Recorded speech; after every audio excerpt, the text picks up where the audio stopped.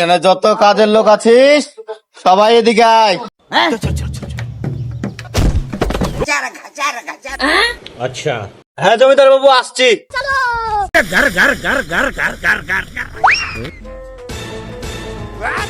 বলেন জমিদার বাবু, কাজের সময়তে আপনি কি বাল ছিটতে ডাকলেন? বোকাচ্চোদারা, তোদেরকে এখানে বাল ছিঁড়তে ডাকিনি।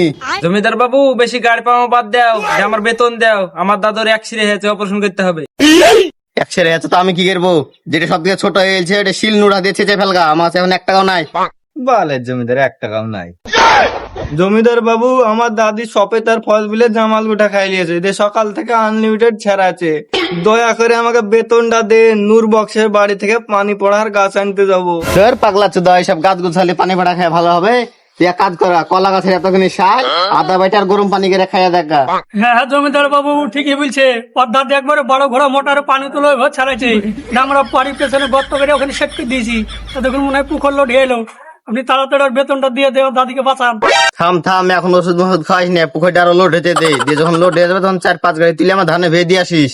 জমিদার বাবু, ওর দাদি ছেড়ে বেতালি হয়েছে, নিজের স্বামীকে ভাই বলছে। তুমি ইয়ার কি মারছো? তাড়াতাড়ি টাকা দাও। টাকা পয়সা তো নাই রে, কালই এখন নতুন জিহিপি অর্ডার দিয়ে দিয়েছি। আর 2-6 মাস কাজ কর দিয়ে একসাথে টাকাটা নিয়ে নিবি। জমিদার বাবু, ওর দাদি ছেড়েছে, ওর দাদুর অ্যাক্সিডেন্ট হয়েছে, তা আপনার বেতন বাড়াইছে না। আপনার কাজের করবো না, রেল আপনার কাজকে ধর্মঘট ধরেন তবে। আরে বাবু, তোমরা রাগ করছো কেন? এই তো তোমাদের বেতন। আর স্বপন সরকার, তোমার কত হয়েছে?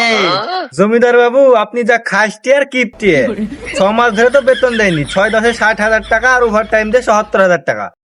তা তপন বাগচি, তোমার কত? জমিদার বাবু, আপনি আজ দিব কাল দিব করে আমার 3 মাসের বেতন কেটেছেন। 3-15-45 আর ওভার টাইম 5 যে 50। আচ্ছা। এই লাও স্বপন তোমার 60,000। এই লাও তপন তোমার 50,000। আচ্ছা নরসুন্দর, তোমার কত হয়েছে বলো, তোমারটাও দি। না জমিদার বাবু, আমার 1 বছরের টাকা বাকি আছে। আর 1 বছর কাজ করে আমি 2 বছরের টাকা আপনার কাছে একসাথে নিবো, যখন আমি ওই পাড়া শিমলা ভাবে গেলে পালাবো। সে তুই যাকে মন তা খাইলে পালা, পরে যেন আমার নাম টাম না হয়। ঠিক আছে, তাহলে তোর আপন আপন কাজে লাগ, আমি বাড়ি যাই। বাড়িতে আমার আবার গিন্নি কালাই রুটি করছে তো।